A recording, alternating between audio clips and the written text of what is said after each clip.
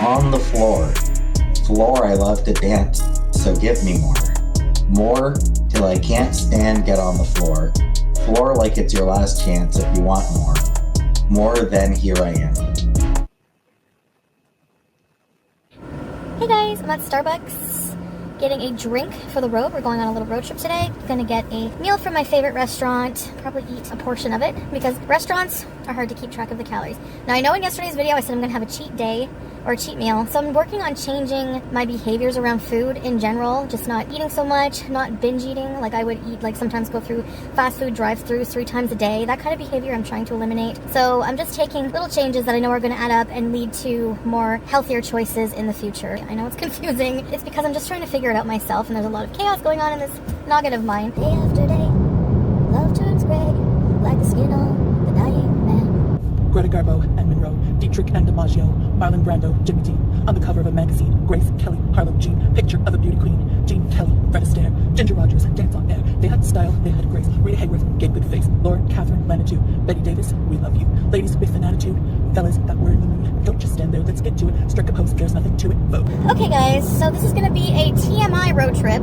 Never done this. TMI is, of course, too much information. So these are stories that I probably should not announce to the public, but I do anyways because I am a glutton for punishment. So I'll see you when we get there. Oh, here's the bar where I met my Rwandan lover.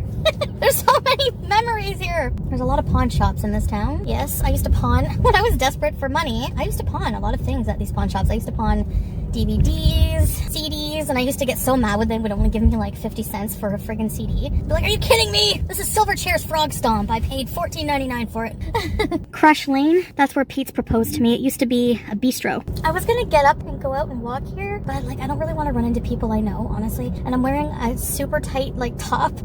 So in this area, this is where the story happened. I won't show you like his exact house. It was like one of these, like this in this area. And I used to live in this area. I'll tell you the story whenever I get my food. It's not a very ritzy part of town. My first on my own apartment was in this area. The lover story time I'm gonna tell you. The person was in this area as well. Just letting you guys enjoy the ride. Woo, woo. Bumpy. Oh, this road is closed? Well, that's bullshit. Pete and I used to order from this place all the time. Chicken au gratin, but he doesn't eat the mushrooms, so he gives me the mushrooms. It's a chicken breast with like a honey Dijon sauce. It's kind of like the Alice Springs chicken from Outback, but theirs is better, honestly. They put like crisp bacon, cheese, mushrooms. I don't even know where the hell I'm going. Okay, guys, I will see you back for my dinner and story time. Okay, guys, just let me fix my, oh my god, my hair, which is a mess. I don't know what that is. Wayward hair strand. Okay, so I'm parked in a random parking lot and I'm gonna eat. Yay! So I have some water. I didn't get anything to drink. Just some water, cold filtered water. And this place has the best chicken souvlaki pita. So it's like a Greek restaurant. Oh my god. Usually I would get the platter with like salad, rice, potatoes. Just plan for the pita today, guys. They make their homemade tzatziki. Oh, it's so good. Tzatziki sauce is a sauce that has cucumber, garlic, Greek yogurt, tomato, cucumber, lettuce somewhere under there, and souvlaki chicken on this delicious warm pita. Beauty bite.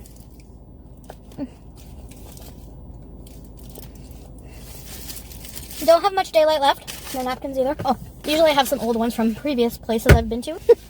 Found one. All right, you guys wanted more lover story times, so this is why I came here to show you, because in that area I was driving down was one of my first true apartment by myself. It was a complete dump, but that was my hoe days, okay? And I'm not hoe shaming because I had some good times, but usually for me, when I would just hook up like over and over, I was kind of like doing it to like fill a void and for like self-validation. But I was also just a very like sexual person. At the time I was in my early 20s, you know, trying to discover myself, my body, whatever. And I was lonely most times, you know? Now I love my alone time, but back then, I hated it. Chicken? Anyway, there was this guy. I tried looking him up because he's so nice. I couldn't find him on social media, but he was so nice. And he was like handsome. He looked like Where's Waldo in Levi's. He always wore Levi's jeans. I think he was a computer programmer. He had a really good job, okay? Now, this guy was a hoarder. I'm not hoard shaming because it's a mental illness. It's serious, and my place in the past has gotten pretty bad whenever I've been in depressive states. And then I'd get out of it and clean my place like mad, but it never got to like really bad hoarder status, but it's gotten pretty messy. So I understand that. But he was really clean. So it just goes to show you, you don't really know what goes on behind closed doors, you know? He would always put off wanting to go to his place to like hook up. And I was putting off him coming to mine because this was around the time where I got that annoying roommate who always blared Evanescence and would wear wholly, disgusting, dingy underwear around the apartment. He was embarrassing. He was just weird. I didn't want to bring anyone back to that apartment because he was like, total perv. He was like, hey, if you ever bring any guys back to the apartment, do you mind if I pleasure myself to the sounds of you two making love or whatever? And I'm like, okay. Mental note, never bring a guy back. I eventually got rid of him. He found a place, but I didn't want to just kick him out on the street. Chicken! It's been a while since we've eaten here. So, finally convinced him to go to his place because the ass was that good. And it was just like a really bad, like he was an extreme hoarder. I just remember having to there was like a narrow path cleared away through the trash. It was like piled of trash. I don't remember exactly what the hoard was, but I remember there being a lot of Tim Hortons, coffee cups, and eventually you got into I don't even know what room it was. There was like a little clearing with like a clean mattress. He said it was a new mattress. He just bought it not long ago.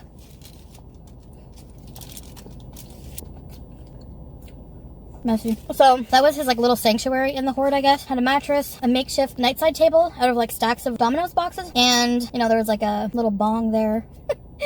Just the necessities. So we would get down, on the mattress, hang out on the mattress. And I remember just one time we were hooking up. I wonder if you could still see. Was there a scar? I could feel a little mark on my forehead. He's on top of me. I'm on the bottom. TMI, I told you.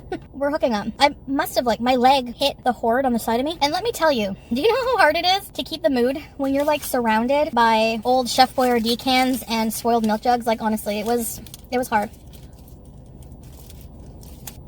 I actually did feel really bad for him because he was a really nice guy, and I remember offering to help clean up his apartment, or to clean his apartment, because I would do that. If I would hook up with a dude and I really liked him, I would do his dishes or clean his house, be like, keep me around, I'm wifey material. How desperate. But I mean, you need a forensic crime scene cleanup team, those deep cleaners, to do that kind of job, and it takes days, and it's a biohazard. It's bad. I was just glad I didn't find any poop bags. You know how some people, their bathroom is no longer functional, so they poop in bags. I've seen episodes of hoarders where they do that. Anyway, my leg hit the hoard to me on the side of me, and I triggered an avalanche of garbage. So all this garbage came sliding down on our clean area. All I felt was a smack right in my forehead. It cut me. It was one of those big party vegetable trays, and there was still some rotten vegetables in it. It was broccoli juice that got on my head. I know this is gross when I'm eating, but it cut freaking, the sharp plastic corner cut me. It was one of those Christmas vegetable platters there. You're lucky the D is good, or I would have sued you. I'm just kidding. So we had to go to my place at that point because avalanche, right? So God, I warned him. I'm I have a roommate. He's annoying. Just ignore him. Don't make eye contact. Sure enough, we get to my door. I could hear the Evanescence blaring really loud.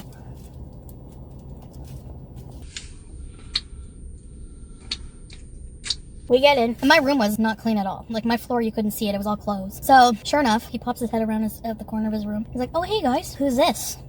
Comes out in his nothing but his dingy underwear. He just wore his dingy underwear, no matter who came over, my mom, anything. So we hung out in my room, hooked up in my room. I put on Boys to Men because that was he had a CD player, and he loved playing Boys to Men when I'd go over. So, I thought I'd make him feel at home. I don't know. At the time, I was listening to goth music or metal music. I probably would have preferred Type O Negative, but pieces of grilled chicken. It's really good, guys, and it's filling. So that was that guy. I didn't hear from him for a little while after that. I was seeing my French lover too on and off in the background. At the time, I was in love with the French lover, but I really did like this guy. I mean, I've been with a lot of guys that just their apartments are not the cleanest, bachelor pad, but this was next level, and I've never been injured by,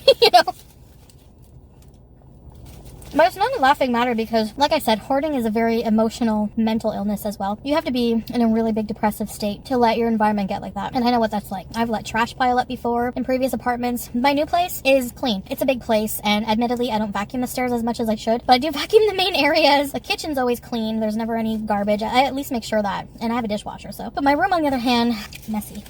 With clothes. So I know what that's like. And I did feel bad for him. But yeah, he just stopped contacting me after a while. Man, he had a crazy, that's right, he was dating this crazy girl. Everyone knew she was nuts. She apparently threatened him before with a knife, and she was back in the picture. She was crazy and jealous, so stayed away. I didn't need her on my ass. She could have broken into my place easily. My windows were made of plexiglass. It was such a hellhole. I had my grandpa's old furniture in it. There's no one in this parking lot. It's pretty cool. Okay, well that was my dinner. That was really fun. I need to plan other places to go, but this was easy. Anyways, guys, I'm gonna head back home. Thank you for coming along down memory lane with me today. I hope I didn't scare you away, and I'll see you next time. Bye, guys.